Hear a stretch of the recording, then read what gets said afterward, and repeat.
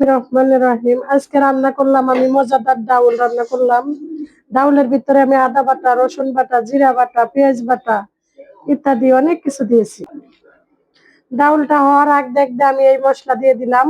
এই যে গরুর মশলা, এই গরুর মশলাটা দিলেও ডাউল অনেক টেস্টি হয়। ডাউলের ঘ্রাণ বের হয়ে যায়, ডাউল টেস্টি হয়। এই ডাউল আপনারা সবকিছুতেই খেতে পারবেন। খুবই একটা মজাদার ঘ্রাণ আসতেছে, খুব সুন্দর হয়েছে। আর যে কোনো কাজের শুরুতে আপনারা বলবেন বিসমিল্লাহির রহমানির রহিম। আর বিসমিল্লাহির রহমানির রহিম বললে আল্লাহ পাক খুশি হয়।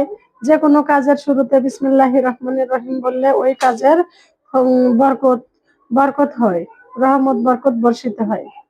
আমি ডাউলটা হয়ে আসছে, এখন আমি শেষ করব। আপনারা সবাই আপনাদের সামনে এই ভিডিওটা গেলে আপনারা কোনো না কোনো একটা কিছু একটা বলবেন